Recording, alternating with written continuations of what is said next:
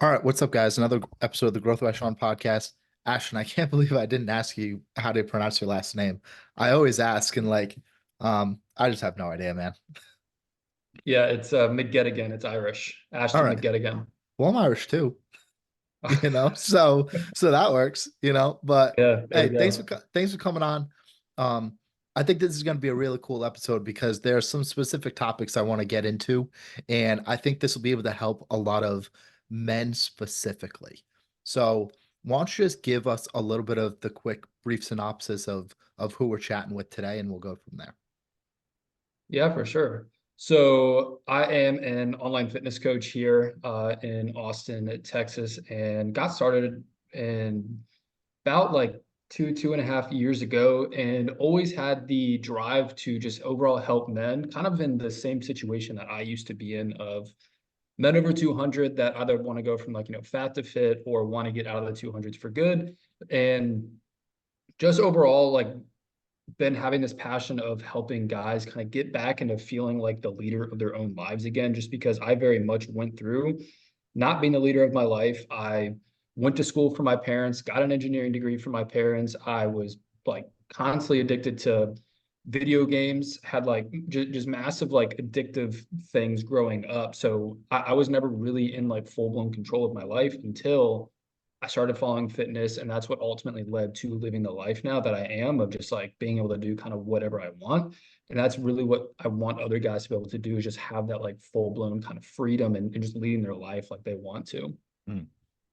Yeah, I mean, here's the thing, like the majority of us that coach others, our best avatar in terms of like people who we help is always going to be the past version of ourselves.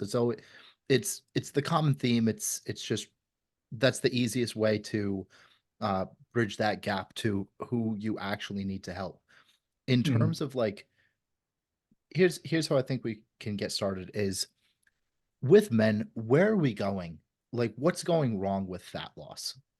Like what are some of the most common misconceptions that we have? I think that's a great entry point. Where are we going wrong with fat loss? That's not really the direction I thought you were going to say when you said where are men going wrong. But yeah, where are we going wrong with fat loss? What did you think I was gonna say? I thought you were going to be like, what's wrong with men? Just like flat out, what's wrong? We'll do that Yeah, next. when I mean, honestly, when it comes to fat loss, I don't think it's the issue of fat loss Hmm. being the problem, because like if you went up to anyone on the street and you're like, hey, I have $1,000 if you can tell me how to get in shape, and not one person's gonna like not give you a wrong answer. Like all of them are gonna be like, oh, well, you probably need to eat better. Yep. You should probably not go out to eat. You should probably work out. You should probably do cardio, right? Like everyone knows how to get in shape. Yeah. It's just like the issue of fat loss is just like, why the hell are we not doing it? And I think it all comes down Mm, to environment. okay. And that environment is going to be like your habits, your Hmm. rituals, why like we do certain things, why we don't do certain things. And that's going to be a far bigger problem solver if we can fix the overall environment that you're in, because maybe you're hanging out with people that want to just constantly DoorDash food. Maybe you're in a relationship where all she wants to do is go out to crumble cookie every night, and those things are packing a punch, and you're like, dude, Hmm. I don't know how to like keep up with this. Or maybe every time you want to get in shape, it triggers your partner that like you're trying to become better than them, and then they don't even Mm, want you to get in shape. yeah. And all of that is the environment and who you're surrounded with, who you're always in contact with. And I think that's just going to be a bigger stimulus of like, if you can just fix that, everything else will just fall into place. Like if you're just hanging out with people that are in shape, you don't even have to know how to get in shape. You'll just start getting in shape, Mm, because you're going to start picking up on like, okay, like this is what they do. Like they do this amount of cardio, they do this kind of weight training, they're eating these kind of foods. mm. So it's more, I would say, just a problem of like overall just environment. And most guys that, like I said, you offer them $1,000 on the street, they're going to know how to get in shape. It's Yeah. just a question of why the hell are we not? Yeah. So, if environment is the biggest thing, do you think that it's sustainable from the experience that you have, to go from 0 to 100 of they've got the bad relationship with themselves, how they view themselves, the poor environment. Is it sustainable to go from zero to the complete opposite right away? So when you say go from 0 to 100, like Hmm. just so that way I'm like answering it properly. You Yeah. mean like we're not doing anything, like we're just at home eating Cheetos, playing video games to like we're like full blown I'm in it, like we're working out 6 times a week, eating healthy, things like that. I'm talking you're going to crumble cookie with your girlfriend every single night. You break up with your girlfriend, and then you move to a different state. You get a new group of friends, and it all hits the fan all at once. Mm. I think, I mean, I'll be honest, like that was my situation, but I Mhm. can't say what's going to happen or what's going to best suit someone Yeah. just because like we're all different and like what we're going to need. But I mean, that actually is why I'm in Austin now is I had a terrible relationship, got out of that, was in like the Mhm. worst depressive state I could have been in. Granted, like I was already like on my fitness journey, which definitely did, or not in it, but like I was already taking care of my health. Mhm. So like that definitely helped me out a ton. But I think if you're putting everything into, you're changing your environment, I think that's going to be the biggest dictator. Like if you were to just move cities, that's going to help out. Like for myself, when I moved, not that I was really struggling financially, but I was having a hard time being able to really focus on my business because being at home, it was like the norm, the environment to like only work between 10 and 5. Mhm. And then like everyone would get lazy at my house, like no one wanted to do anything. And then that just kind of like would impact me. So once I was able to get out, now it's like I can work from 5 in the morning to like 10 at night, Mhm. like no issues. So I think, with that, if you can change your environment, then going from 0 to 100 might not be that bad. Mhm. So for you, what was that light bulb like moment where you were already starting to get into fitness and everything, but what finally made you decide to get out of that relationship or move to Austin? Yeah, I mean,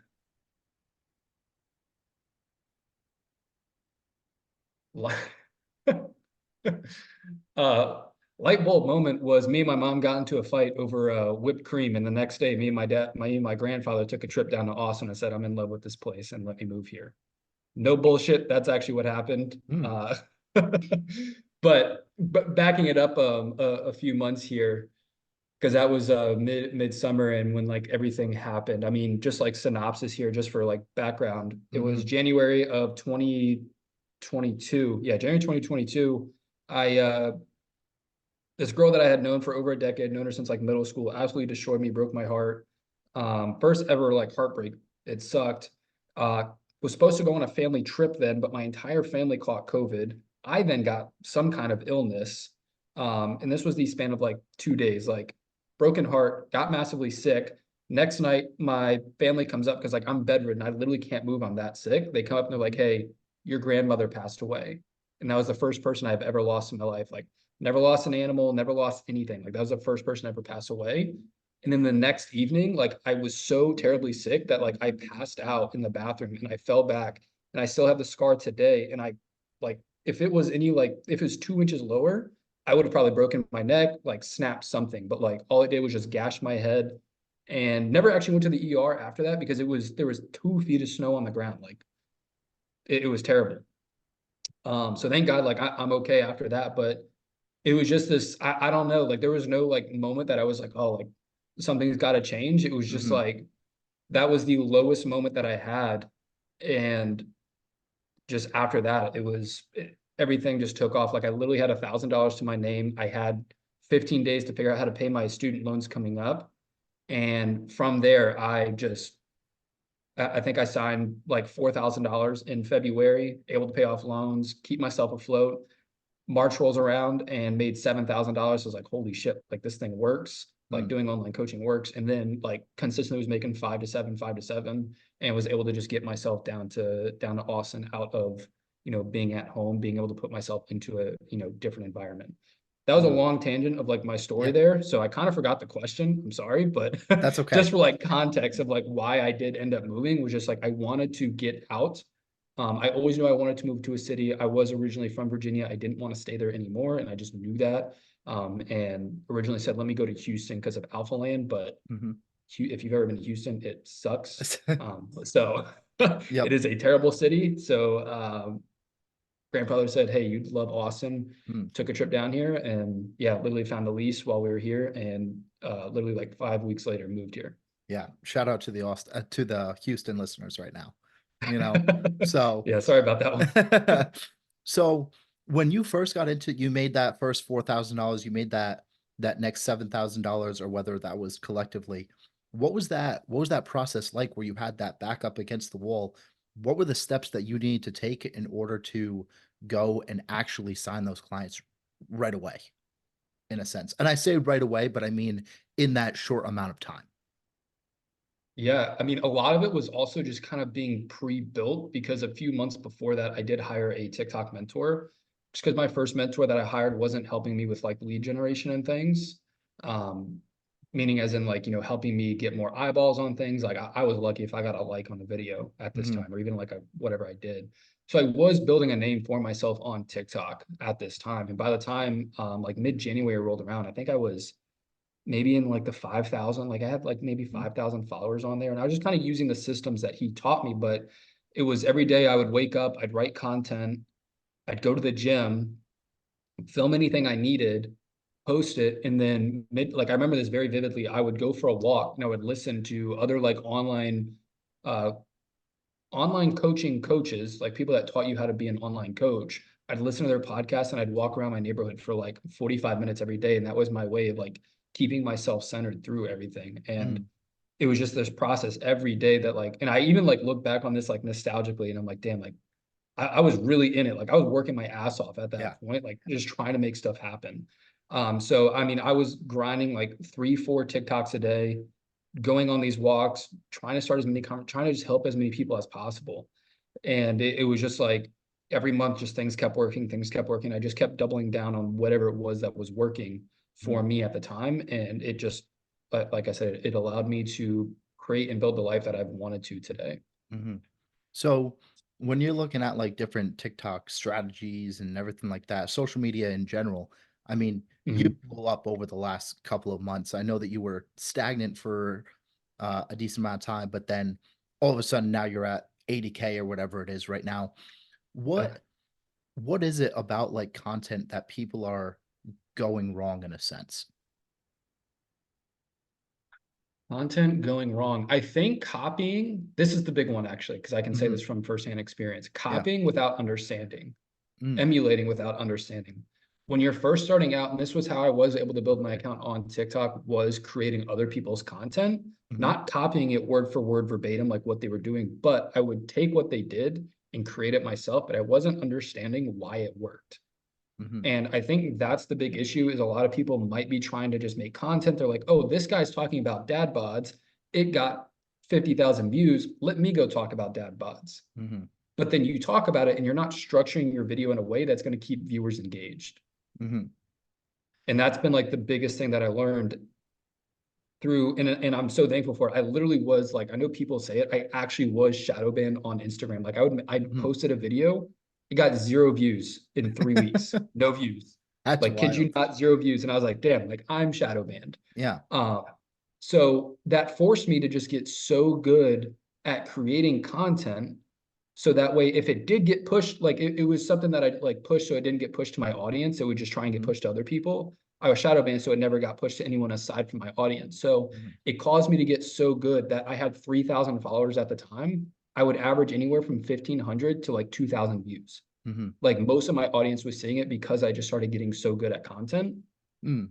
And then once like the shadow ban uplifted and I started getting pushed to the For You page, that's just what it was like, hey, you put in these 4 months getting so good at content that now like it's like taking off. And I mean, I really remember the moment I literally called my girlfriend Abby and I was like, dude, I just got a follower on Instagram, like one follower. Yep. I was like, dude, that's sick. Yep. And then it was like the next day I had like 10 random likes from people that don't follow me. I was like, dude, Mm. I just got 10 likes on a video. Like, this is sick. Yeah. So it's like I went from that moment of, not having like quite literally not having anything Hmm. like working to like now anytime something works, I'm like, dude, this is like crazy. And it just like Yeah. causes me to have like an immense amount of gratitude. Like at no matter the milestone, like when I hit 10, 20, 50, now 80K, like every time I'm just like, dude, like this just feels so good because I went through that massive period of just like why is this not working? Like it was so out of my control, but it was like I just continued showing up and things just finally worked.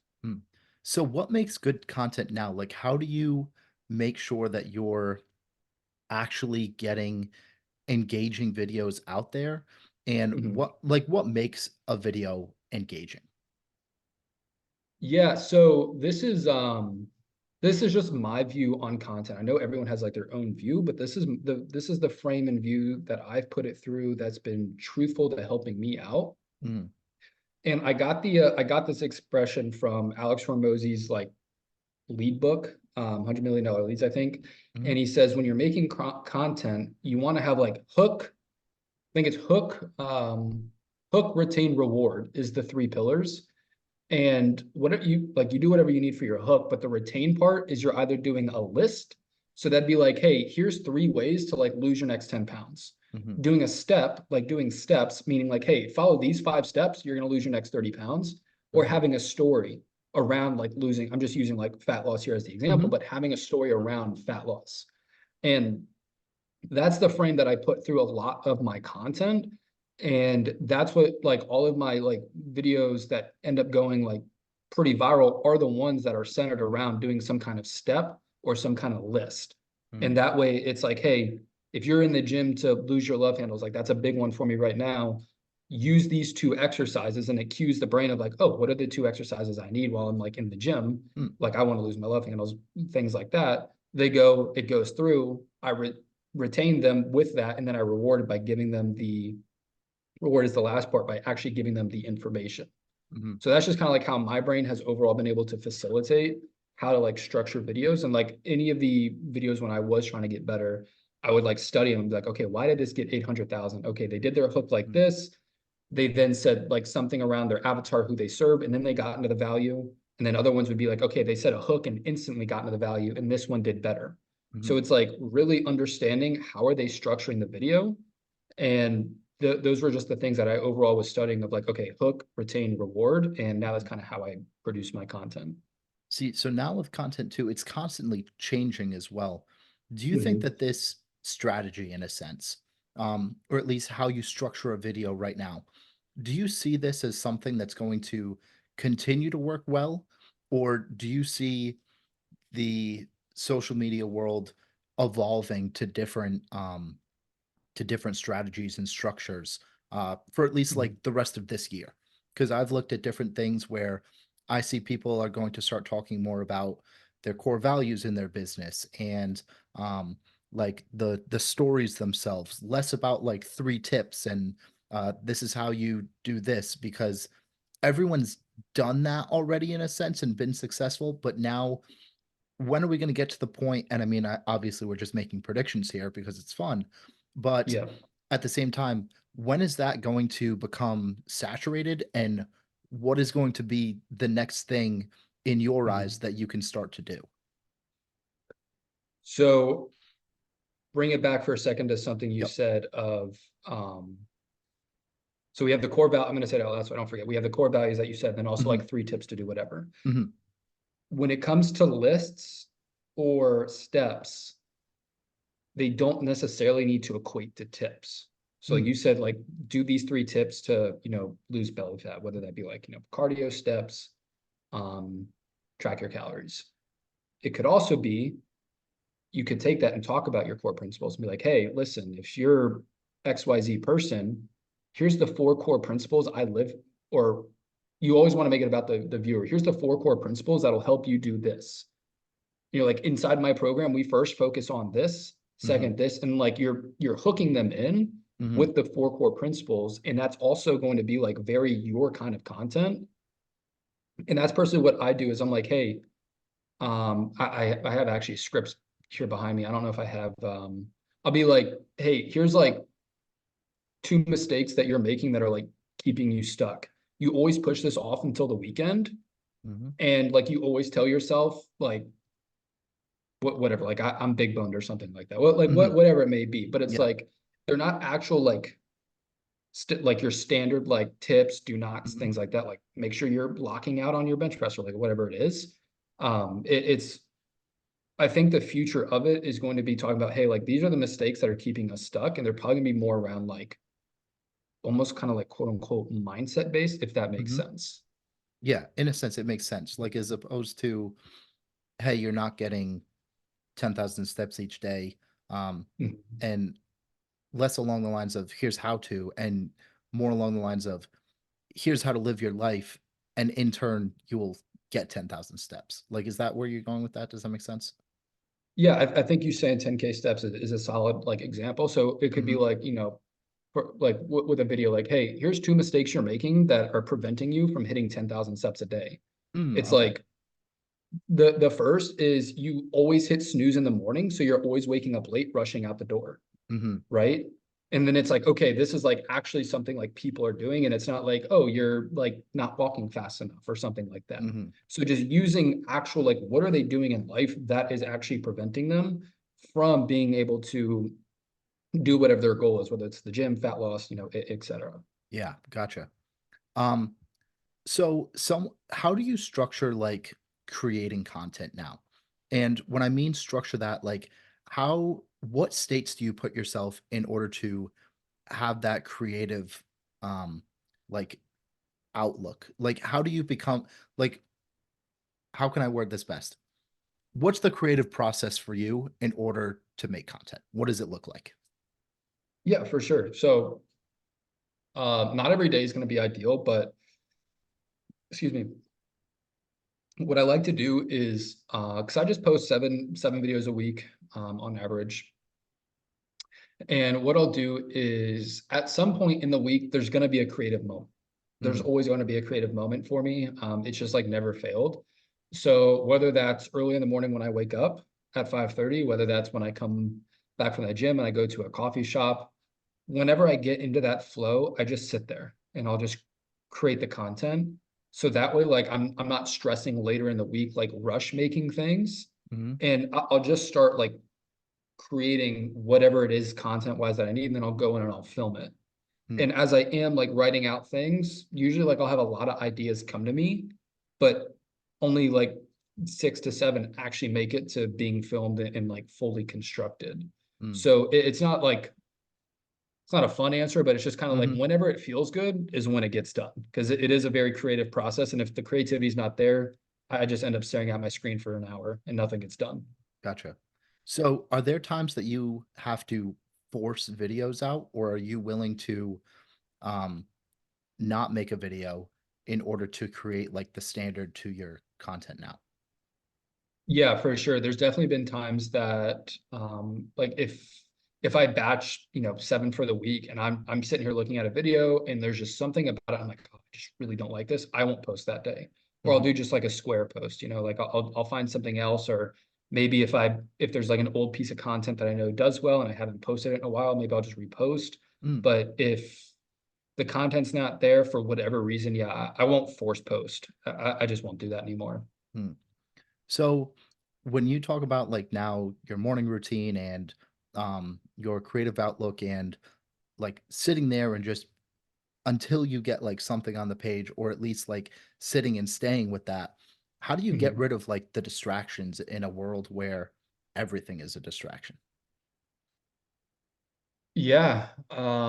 So that's kind of why I like to put myself in environments that are going to be distraction free. Hmm. So I am usually at a coffee shop most days of the week, just so that way I'm like there. The only distraction I have is my laptop, is my phone.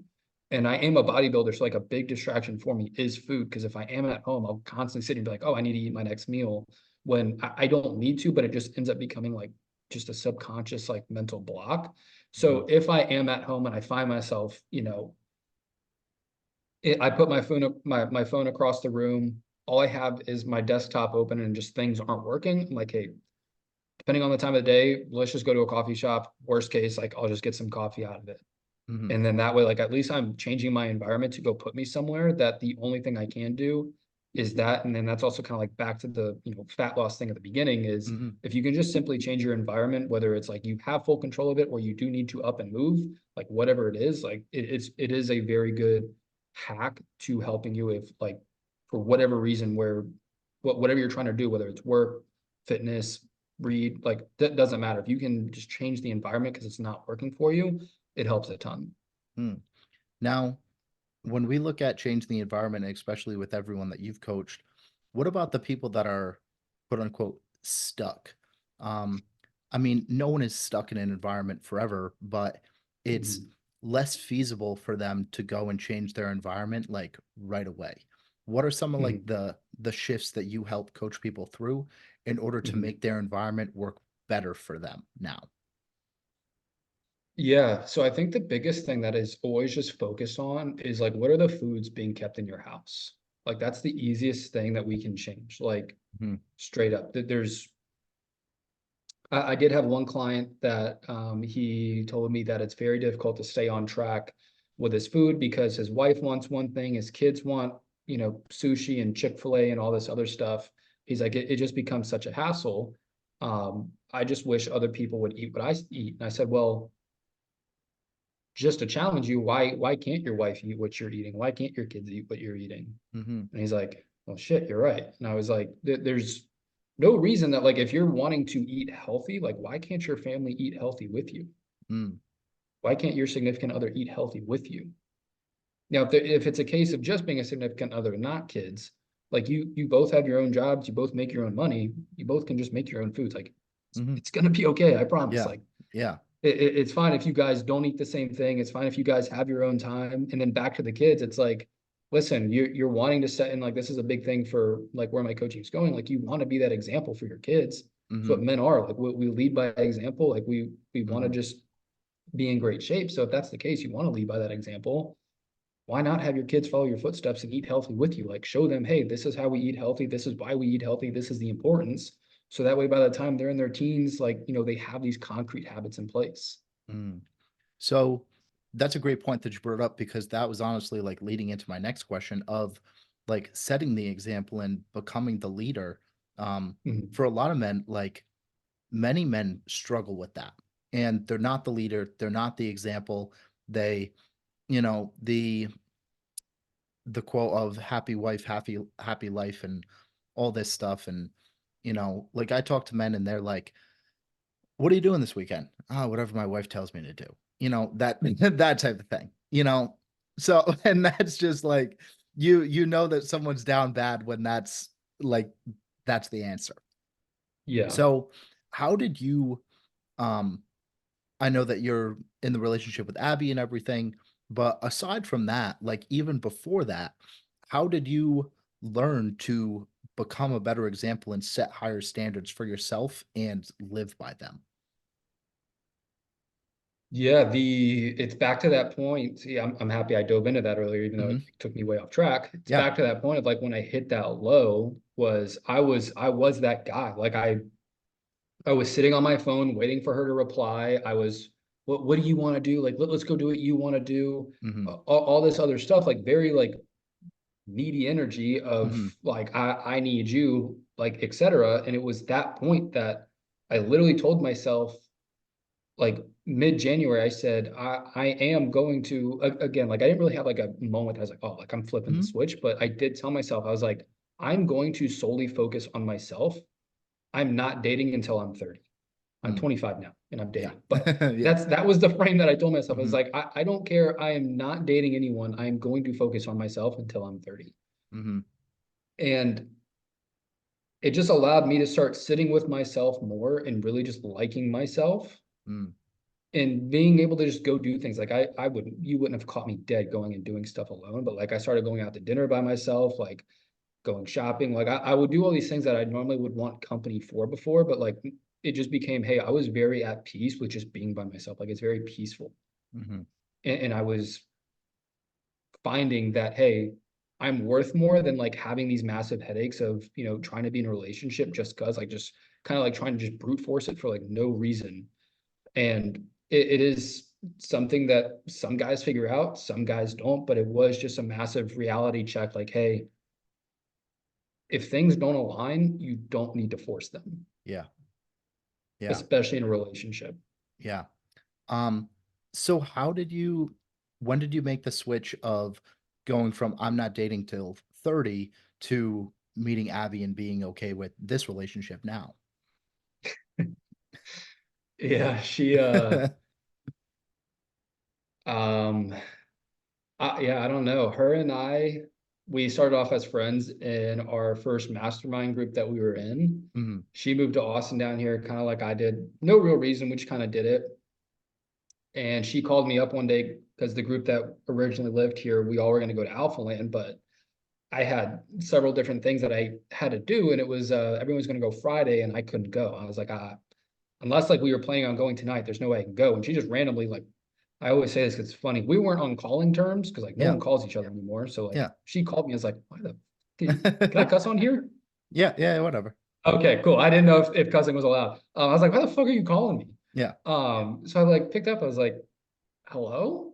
And she was like, hey, do you want to go to Alpha Land tonight? Like that way you can go. And I was like, Mhm, sure. And her and I like sat in a 2.5 car ride just talking to each other. yep. And everything like that I knew about relationships, and like after being burned so many times, I was like, holy shit, like this is exactly like someone that I could be with. Like she shares my Mm, interests.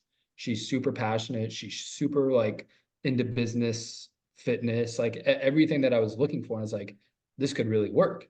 mhm, And then it was just kind of like slowly, I just started trying to, hang out with her more and more, especially like one-on-one things, mhm. dates, things like that. And then it was, now we're here basically like a year later Yeah, from that point, because it was last February, like early February, that we went to Alpha Land. yeah. So, when you were in that mindset and then you had met her and then all of these things transpired, was it difficult for you at first to really surrender and allow yourself to be open to exploring something?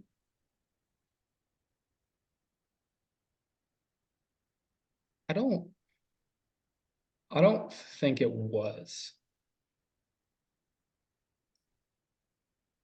Yeah, I don't think it was, because after the girl that, broke my heart, she did cheat on Mhm, me, and I did have two other girls in the past that cheated on me. So like I've been cheated on several times. mhm, And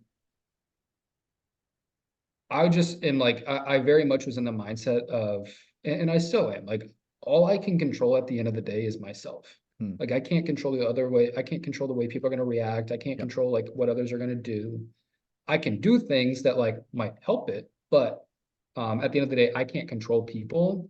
And like once I really like put that in concrete, I was like, I'm just gonna live my life and do what I want to do, mhm, say what I want to say. Like, of course, like I'm not gonna be an asshole about things, yeah, but at the end of the day, just like live my life the way I want to. And like if she's cool with that, cool. Like if she likes every aspect of me, awesome. If not, it's okay. Like we're mm, not dating until we're 30 anyway, right? So like I yeah, literally was just like in this mindset of, hey, if this works out, great. If not, like it's not going to hurt my feelings. mm, So it really wasn't hard for me to just like be myself around her. mm. So, when you talk about now, like, it's okay, like, it's not gonna hurt your feelings, like, now obviously, like I'm speculating here, but it would hurt your feelings if you two would break up and things of that nature. How have you gotten more in tune, if you have, with your own feelings and being able to open up and allowing yourself like to like be hurt? Does that make sense? Or I can reword Open it. up and be hurt. Yeah, well, like if you were in the mindset of like, it doesn't matter, like if she leaves, like whatever, like I won't be hurt. Now, again, speculating like if you were to break up, you would be hurt, but you would be okay. You know Mhm. that. We understand that.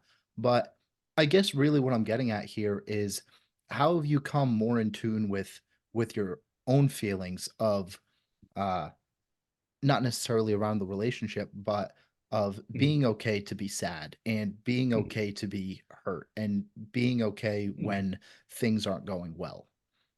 Yeah, I really like that question. I don't know, something really just like clicked late this past year, late 2023, of like we're humans Mhm, and we have emotions. mhm, So it would be very unreasonable to expect that you're always going to be happy. Because if you mm, were always happy, you would just feel normal. Like it would feel like you'd feel happy for maybe like the first 10 minutes. yeah, And then your body would just like adjust and it just become like your new norm. mm, So like anytime I get sad, the big one I would say right now that I'm still learning very much how to deal with is stress. mhm, Like stress is a big one that's been very prominent these last 2 weeks is like I'm still learning how to deal with that. And like a big way is through meditation, Hmm. with early morning meditations when I get up. And then if needed, like recalibrating midday with another one, just so that way, like I'm in control of my thoughts. Hmm. But just bringing it back to the emotions is just being okay. Like, hey, I'm sad right now. Hmm. Like literally, like if her and I are together, because I have a massive caffeine issue. Hmm. Won't lie to you on that one. Yep. So I get anxiety sometimes just for no reason. And like her and I will be laying on the couch at night and we're watching a movie and I'll just like have like a ton of anxious energy. And I'll just look at her and Mm. be like, hey, I'm like super anxious right now. She's like, do you want to talk about it? I was like, no, just anxious. Yep. Couldn't tell you why. I'm like, it's probably the caffeine, but like I'm just mad anxious for whatever reason. Yeah. And 5 minutes goes by, I'm not even anxious anymore.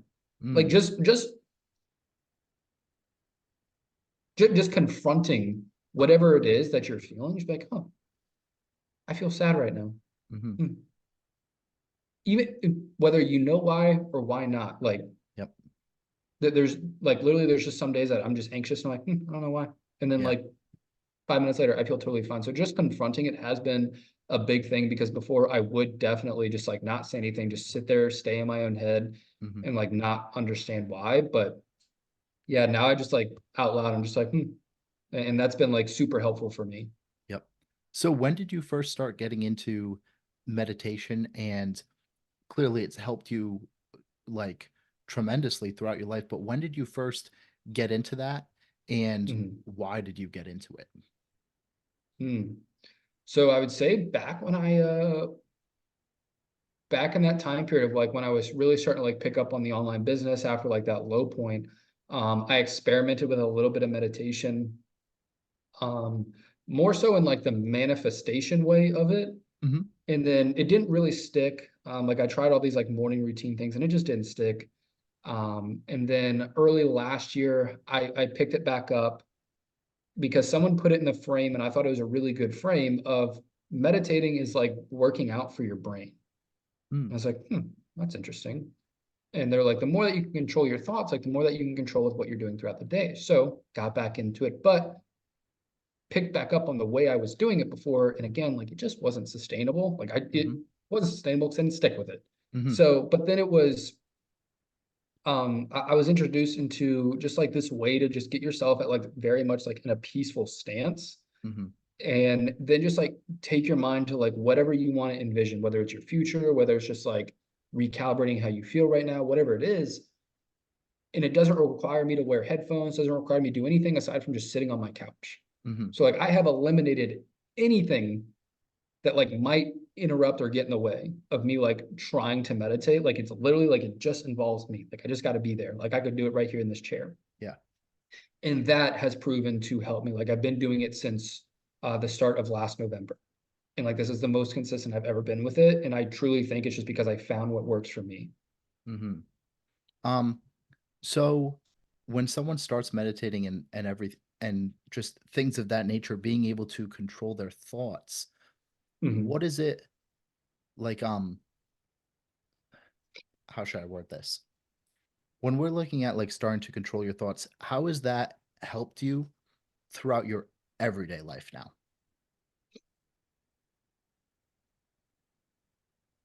Yeah, I think it's just now just being more aware and present of what's going on. Kind of like to the kind of back to the point of like whenever I feel anxious, like Hmm. people have subconscious things that they do whenever they feel like when we get stressed, like big thing like with fat loss, right? People will Hmm. stress eat. And it's because they're not even aware that they're doing it. Hmm. But it's just the body, it's a natural response to eat. I don't know the science behind it, but I know that when you're stressed, if you eat, it helps reduce the stress. I know that there's science behind it. I don't know it. Um, but it just allows you to be very aware of what's actually going on, why you're doing certain things, especially underneath like the subconscious area where we do live like 90% of our lives is Yep. subconscious. So the more in tune you can be with that, especially like if you're wanting to change your lifestyle, you're wanting to change certain habits, it's like if you can just be more aware throughout the day of like, hey, you get stressed and you're like march into the fucking pantry for some Oreos and you stop like right before you open the door, you're like, wait, I'm stressed right now. Why am I going towards the Oreos? Hmm. I'm not even hungry. Like, Yeah. but let me go do something else for a second. Why am I stressed? What's going on? Hmm. And it puts that blockade in front. So then that way, like we're starting to reprogram some habits that, instead of going and eating Oreos when we're stressed, maybe we go, I hate this one because like I've never done it. I mean, maybe it works for some people, but instead of doing Oreos, like you go and do 5 push-ups, like something like that, right? Hmm. Or maybe like when you're stressed, instead of eating, like you go and like yell at your wall or you do something. I don't know. Yeah. But it's definitely something that I've found that being able to have full, like just more understanding of yourself Mm. is very powerful. Yeah. And that's why I really do enjoy meditation. Yeah. And now with our mentor Nick, like he's big on meditation and um I'll just leave it there. Like huge on meditation, right? Yeah. And so how did you, to transition a little bit, how did you find Nick and what mentors, like not name specific, um what did you find that wasn't helpful with mentors in the past to now Mhm. finding Nick, and really how do you find a good mentor for you now? That's a good question, man. Um, so I found Nick because of Abby. Hmm. Um, that was her fitness coach last year while her and I were in prep. And um he hosted an in-person event. I think yeah, he calls it Rise, right? He Hmm. calls it his Rise events. That's just what he does with all of his in-person students. And at the time, my car actually like died in the middle of I-35, which is like Austin's highway, massively busy, Hmm. and like no idea why.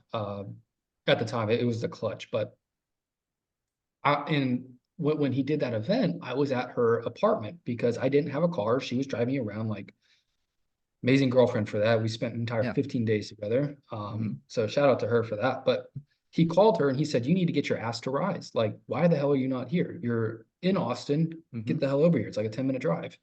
And she looked at me and she's like, all right, buddy, either you're coming with me or you got to Uber home. And I was Yep. like, and I was in such a financial period of like just so much financial stress. It's like, dude, like a $10 Uber, like shit. I don't want to spend $10 on Yep. fucking Uber right now. So I got in the car and I went to this thing. And like you mentioned, just to leave it at that, like he is very much in like meditation. And I was very much like against that at the time. Like, although Hmm. I have meditated before, I was against a lot of the things like she was telling me was going to happen at this event. But it very much just like opened my eyes that there's a different way to go about business. And like I have had, I think I've spent like over $40,000 on mentorship, coaching, things like Hmm. that. And I'm not even upset about it. Like there Hmm. was one program specifically that I'm like, shit, like I probably shouldn't have bought that. But the way that I visualize it is I spent so much money on college to learn how to be an engineer, and I don't do that anymore. Hmm. That this is like kind of like my business school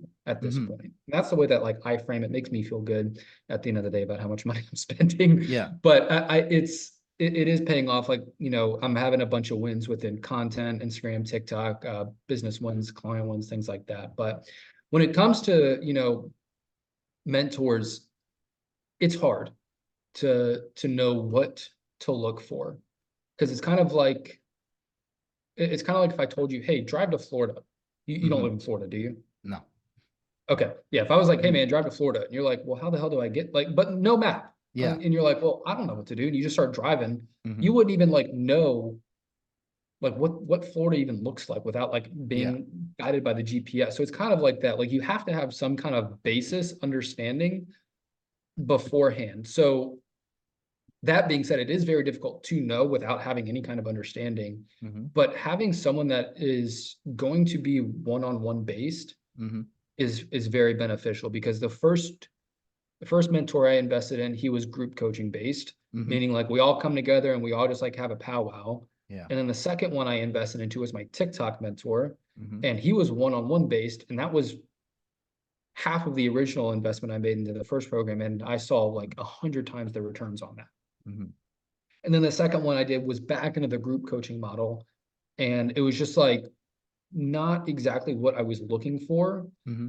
And then finding Nick, he's more again on that one-on-one customized approach Hmm. to what you're doing. And I think that is very beneficial no matter what you're doing. So I guess maybe that could be the answer, but it also like just use your own judgment, like just make your own, hey, does this sound like it's going to help me out? Is this what I'm looking for? Do I feel like this is, excuse me, going to get me to where I want to go? Do they have any guarantees? Like you can even ask that. Like, do you have any Hmm. kind of guarantees?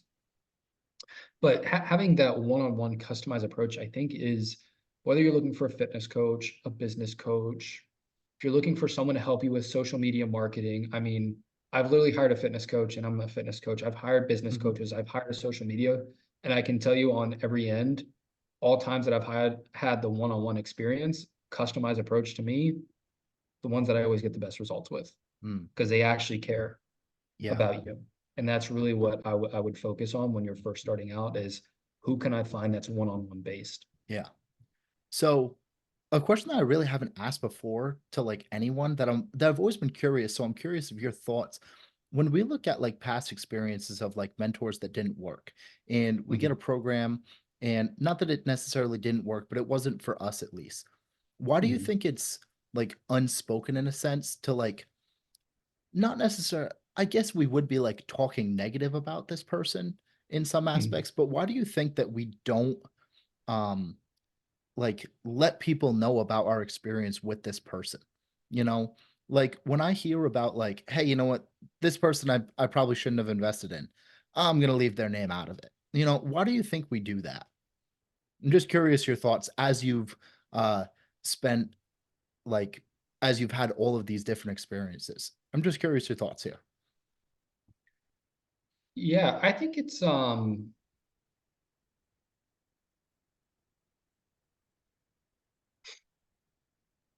I think it's out of respect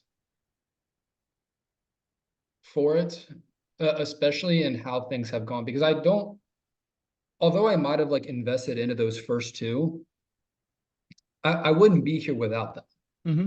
So like they did play a part. Now Yeah. there is someone that like I did invest to last year that was a total asshole that I definitely shouldn't Yeah. have even like been close to, Yeah. and literally was like a like terrible. Like I actually would go online and talk about this individual, Yeah. but like he's already like shooting himself in the foot. Like he is asking like all of his female clients for nudes. Like it is a Hmm. terrible, terrible thing that this guy is doing.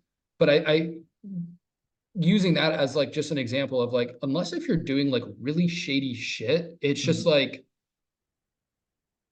the program works, but Yeah. as you said before, just not for me. Yeah. So it's like I don't want to diss this individual just Hmm. because like it didn't work for me. Yeah.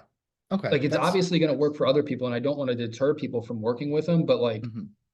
it is, I would say it's probably just out of a respect thing, and Mhm. also people just don't like to be confrontational. That's also another thing. Like Yeah. no one wants to be confrontational nowadays, and that's why everyone talks shit on the internet. But you go in person, Mhm. everyone's going to be nice as hell. No one's actually Yeah. going to talk shit to you. Yeah. So I would definitely say big reason I would like for me personally is just respect. Like I'm not going to be disrespectful. Yeah. And then probably like for others, it might be a combination of that, or maybe they just don't want any like confrontation with it. Yeah. It's always interesting to me because like not saying that like myself or yourself would go and just like talk shit about an individual, but like at least let people know about like our experience. It's interesting that the majority of people don't do that. Like, hey, I invested into this person. This is what worked, and this is what I liked, and this is what didn't work, and this is what I didn't like about like the situation for myself. Um, Yeah. and I've talked to so many different people where like even past business partners and um like mentors and any time that there's like a financial type of relationship, people are always quick to not mention their name, you know, no matter Mm-hmm. how good or bad the experience was, you know. And Mm-hmm. this isn't like necessarily a platform that I use and I'm just like, oh, hey, like I want to go and talk shit about this person. Like, no, that's not the point of the podcast. But Mm-hmm. anyone I've talked to has never mentioned specific names. And that was just a question that I just off the cuff just immediately had where it was like, I wonder why we actually don't just like not that we're not being honest, but like I feel Mm-hmm. like it's one of the least honest qualities about like humans. Like we're not willing to go and be like, yeah, I just didn't have the best experience there. You know, it's interesting Yeah. to me. Yeah. I mean, to that point, it's also like for me to go out of my way right now to even like talk about old mentors, like what is that going to help me do anyway? Yeah. Like for me to go back and talk bad about this person, Yeah. right? Like if I were to make a piece of content, and I was like, hey guys, like I invested in XYZ, like it's not really going to help me with what I'm Yeah. trying to achieve at another like grand scale. Is like there's Yeah. no like maybe if I was on Twitter, I would Yeah. like I just send out a tweet be like, hey, like I worked with this guy. This is what I like. This is what I didn't like. But Yeah. I mean, with like really trying to grow a business and the target audience I have, like I would bet like no one would. I mean, maybe I'm wrong. I could totally be wrong about this, but I Who really can't knows? see people being like, oh shit, like he invested this. I mean, unless if I tell like, hey, I spent 30 grand on this person, here's what to know. Yeah. It's like, oh, like let me listen. But it just I feel it as just not a good allocation of energy and time. And like that's a Yeah. big thing for me, is I'm just like, what like I'm constantly telling Abby this. I'm like, hey, why aren't we Yeah. putting energy into this? Like, there's no Yeah. need to even be thinking about this right now. Yeah. For sure. Um, to go from there. So now, where do you see your business, and where do you want to get it to? And Mhm. why do you want to get it to, whether it's a metric or um anything like that? Like, the floor is yours here. Yeah, for sure. So right now, big Q1 goal is want to get the group uh community aspect to 75 active members on Hmm. the roster. No idea why 75. It was just the number that came to me. Um, Actually, no, I do know why 75 because I do also want the business to make $350,000 this year, Hmm. and 75 active clients is how we're going to do that. So Hmm. that's the reason. Um, but to have it at that point of 75, not 75,000, having it at 75 active members would allow for like a nice men's community. Not that having, 50 wouldn't, but just having it at that point would allow for the, goal that I have for the business, but also just having more members active within the community and Hmm. really just creating this space for men that, not a lot of guys have to really go in, be themselves, be men. Like, dude, you go online, you speak your opinion. If you're a dude, you're getting canceled, like Hmm. straight up for whatever reason. Like men are just hated nowadays. But Hmm. it's a whole nother topic in and of Hmm. itself. So, and then just from there, Q2, after we hit that, looking to bring on some team members, mainly, bringing on an assistant coach, Hmm. getting the roster up even more within the community to then surpass 100 active members and just really like just create something big. But I also want to make sure that it is, what's the word that I'm looking for?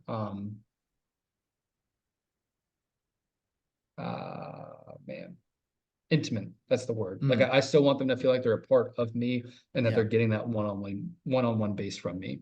Yeah. Um, with having like so many um clients and members and everything like that, how do you how do you manage not spending too much of your time but still being able to have that intimate one-on-one time, or at least intimate time with those people? Well, I've never had 75 active members, Hmm. so just hypothetical. Yeah. With that is I do check in throughout the week, and every week or every weekend I'll send them a check-in form where I'll send them a video response. It's do you use Loom? Yeah, I use Loom. Yeah. Okay, yeah. So I use Loom, and for anyone that's not sure what Loom is, it's basically like a screen recording software that has your face on it. So you're talking to the camera and they can see like what you're doing on the screen. So I'll send them a Loom every week of, any updates that they need. And then I also have them send me workout videos Hmm. that I also will send them a Loom on. So they're constantly like seeing me, being able to like interact with me. And that's the biggest thing that is going to keep like the intimacy I have found, because I've done several different ways to do check-ins. Like for 8 months I did written, like they wouldn't even see my face. It would just be like I'd send them a message that I would Yeah. type out. And that all stemmed from an old mentor of like I was doing all these like things to scale my business Yeah. that didn't really help out. It didn't even resonate with me, but I was just doing it because like I thought it was the right thing. Yeah. But that's just my hypothesis on keeping intimacy high as well. I do run a weekly group call every Monday night with my guys, so they can come in there, we can chat, get any kind of support they need, and again, just like really allows for them to be able to just still have that access to me. Yeah. Now, one of the last things here, why is it so important that we're building communities for men specifically? So I feel like nowadays, like people are more lonely than ever, and there's like so many reasons and scientific research on this as to why people are. It's not even men, it's just like everyone is, but I feel like just men specifically because they don't have a lot of outlets to express themselves, whether it's emotionally or just like whatever it is that they want to do. A lot of men just like don't have any kind of support. Like it's crazy the Hmm. amount of guys that like I have a conversation with. They're like, I have to check with my wife if it's okay if I get in shape for her. Hmm. Like what? Yeah. What? Why is this her decision on whether or not you lose these 40 pounds or keep them for the next 5 years? Like, why is that Hmm. her decision? Yeah. Whether it is her decision or not, like the question is there. Like, why do we need to go and talk to her? Like, what why can't we make a decision for ourselves? And and I just feel like the more and more that there's different things that come out, like we have video games, we have porn, we have alcohol, we have drugs, like we have all these things that are constantly just like tapping into either like your urges or tapping into your dopamine, just like keeping you in this like, dopey state.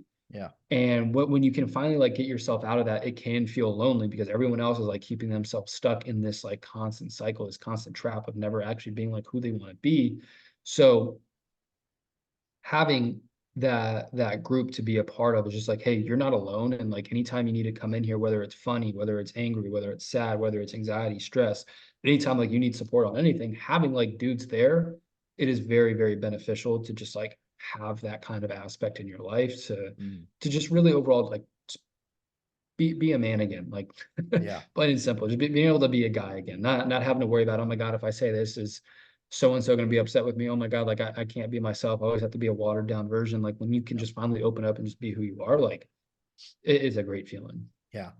I was having a similar conversation with someone today where um it's men, and I'm gonna butcher this statistic, but the actual number doesn't matter. Whether it's men over 35 or 40, they have on average less than one friend, that Mm, they can open up and talk to. So being able to build that community and lean onto others and have a brotherhood in a sense is I think where the world is going and what they need the most right now. And I think especially business wise, building some type of community is going to be one of the greatest like things, especially with like AI can write you a diet and um mm, we all know what to do in a sense, but having something that you can be a part of that's a little bit bigger than yourself is definitely going to be the reason that people buy into specific programs and things of that nature.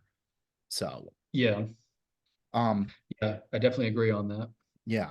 So our last question is a question from the last guest, and this is fun because Abby is actually the one that wrote this. Um, she did not know that you were the guest though. So, um, I don't let people know. I didn't even have you scheduled yet. So that was great. But what is your biggest fear and why? And she said, no stupid answers like bugs. What is your biggest fear and why? She said, please answer deeply. Classic Abby Yep. right there. What is your biggest fear and why?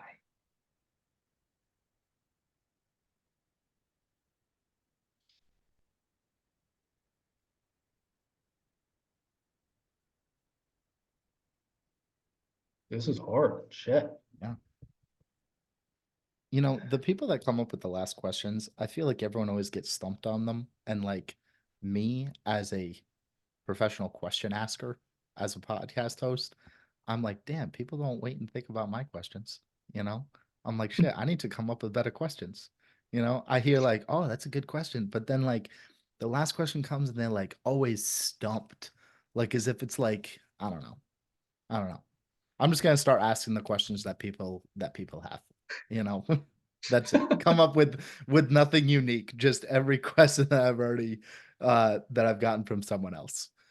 Yeah, that's funny. I mean, shit, like I mean, most questions are just like, I know the answer to, but I guess that one is like, I just don't sit around most days and be like, what do I fear happening? Yeah. Like a lot of the questions that we had today are things that I talk about a lot. Hmm. It's very like related to my day to day. So it's like very much in my head, but Yep. what do I fear happening?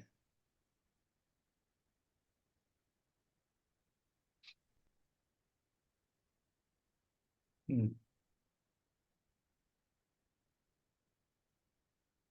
dude, yeah, that one's tough. Or wait, what is the question again? Let me have you read it to me. What is your biggest fear and why? What is my biggest fear and why? All right, we're just gonna start. I am fearful of.